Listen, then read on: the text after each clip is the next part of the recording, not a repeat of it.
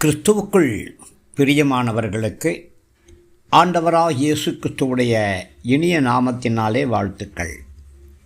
இந்த நாளின் தியானத்திற்காக நாம் எடுத்துக்கொண்ட வேத பகுதி யோசுவாவுடைய புஸ்தகம் 3ஆம் அதிகாரம் 5ஆம் வசனம். யோசுவா ஜனங்களை நோக்கி, உங்களை பரிசுத்தம் பண்ணிக்கொள்ளுங்கள், நாளைக்கு கர்த்தர் உங்கள் நடுவிலே அற்புதங்களை செய்வார் என்றான். பிரியமானவர்களே, இஸ்ரவேல் புத்திரர் யோர்தான் வழியாக இதற்கு முன்பு நடந்து போனதே இல்லை. ஆனாலும் கர்த்தருடைய பிரசன்னம் அவர்களுக்கு முன்பாக செல்லுகிறது. இந்த பிரசன்னத்துக்கு அடையாளமாக உடன்படிக்கை பெட்டிக்கு பின்னாடி இஸ்ரவேல் புத்திரர்கள் செல்லப் போகிறார்கள். இது அவர்களுக்கு தைரியமாகவும் உற்சாகமாகவும் யோர்தானை கடப்பதற்கு உதவி செய்யும். பிரியமானவர்களே, இதுவரையிலே நீங்கள் கடந்து போகாத வழியிலே நீங்கள் கடந்து போயிருக்கலாம். ஒருவேளை அந்த வழியானது சில நேரங்களிலே உங்களுக்கு தயக்கத்தை கொடுக்கலாம், ஆச்சரியத்தை கொடுக்கலாம். இந்த வழியிலே எப்படி கடந்து போவோமோ என்ற ஒரு கேள்விக்குறியை உருவாக்கலாம். ஆனாலும் பிரியமானவர்களே, உங்களுக்கு முன்பாக வானத்தையும் பூமியும் உண்டாக்கின கர்த்தருடைய பிரசன்னம் கடந்து போகிறது. அவருடைய பிரசன்னத்துக்கு அடையாளமாக கர்த்தருடைய உடன்படிக்கை, அதாவது கல்வாரி சிலுவையிலே சிந்தப்பட்ட இயேசு கிறிஸ்துவின் மூலியமாக வழியாக உங்களோடு செய்து வைக்கிற ஒரு புதிய உடன்படிக்கை உங்களுக்கு முன்பாக கடந்து செல்கிறது. இயேசு கிறிஸ்துவுடைய திரு இரத்தம் உங்களுக்கு முன்பாக கடந்து செல்கிறது. அபிஷேகம் செய்யப்பட்ட ரேமா வார்த்தைகள் உங்களுக்கு முன்பாக கடந்து செல்கிறது. பரிசுத்த ஆவியானவருடைய வல்லமை உங்களுக்கு முன்பாக கடந்து போய் கொண்டிருக்கிறது.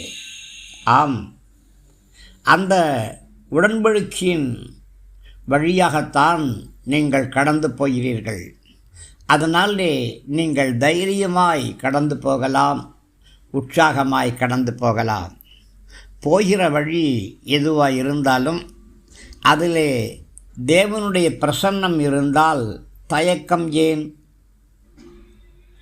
தேவனுடைய வழி உங்களுக்கு கரடுமுரடாக இருந்தாலும், மென்மையாக இருந்தாலும், செம்மையாக இருந்தாலும் உங்களை வழிநடத்தக்கூடியவர் கர்த்தர் அல்லவா? ஒரு வாலிபன் ஒரு சொப்பனம் பார்த்தான். அதிலே கடற்கரை ஓரமாக ஒரு பெரிய 2 காலடி தடங்களும் சின்னதான 2 காலடி தடங்களும் காணப்பட்டது. கொஞ்ச தூரம் போன உடனே ஒரே பாறைகள்.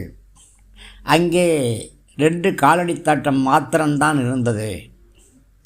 உடனே அவன் புலம்ப ஆரம்பித்தான், ஆண்டவரே, இந்த கடற்கரை வழி நெருக என்னோட வந்தீங்க, ஆனால் இந்த பாறைகள் நிறைந்த இடத்துல என்னை விட்டுட்டு விலகிட்டீங்களே அப்படின்னு அவன் புலம்ப ஆரம்பித்தான்.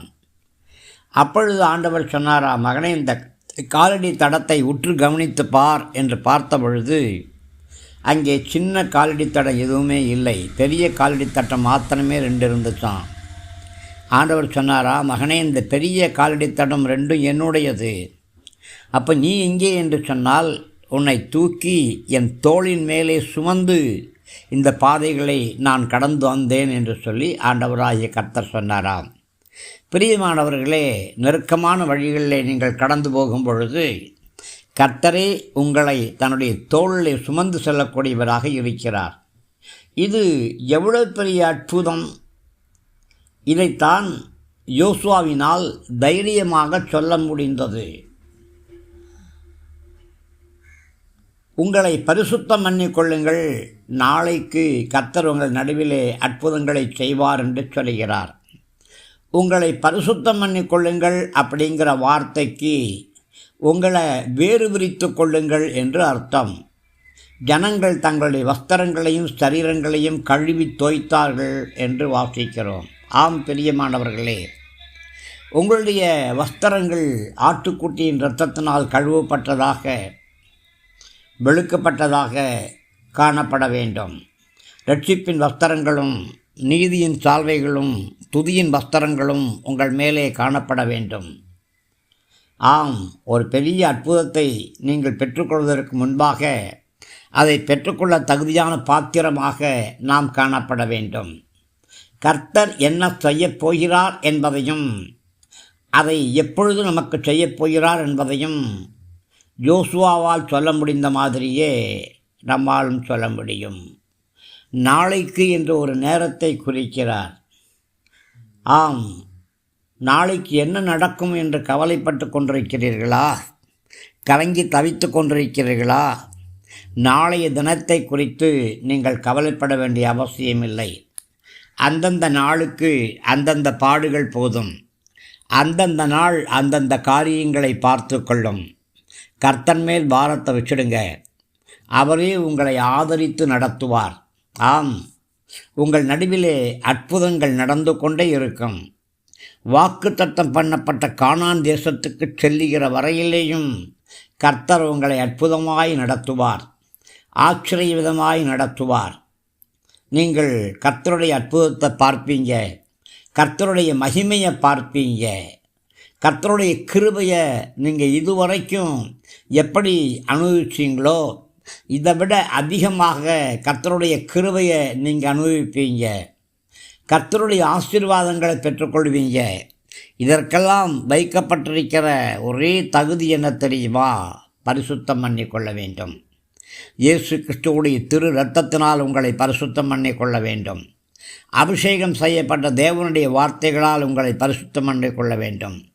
பரிசுத்த ஆவியானவருடைய வல்லமையினாலே உங்களை நீங்கள் பரிசுத்தம் பண்ணிக்கொள்ள வேண்டும். வேண்டாத அசுத்தங்கள் எல்லாம் நீங்க வேண்டும்.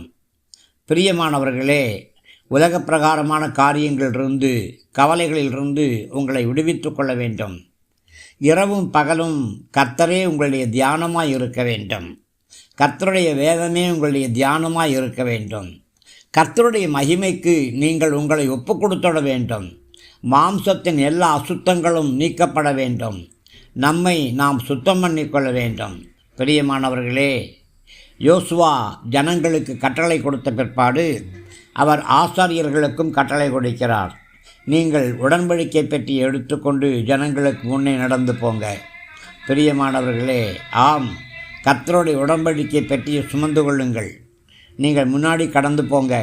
கர்த்தருடைய மகிமை உங்களை முன்னும் பின்னும் இருந்து பாதுகாக்கும். கர்த்தருடைய கிருபை உங்களை வழிநடத்தும். அற்புதங்கள் தொடர்ந்து உங்களை பற்றி கொண்டே இருக்கும். நீங்கள் நின்றால், நடந்தால், அமர்ந்தால், பேசினால், தியானித்தால் அற்புதங்களின் அனல் உங்களை சூழ்ந்து மூட ஆரம்பிக்கும். கர்த்தர் உங்களை ஆசீர்வதிப்பாராக. ஆமேன்.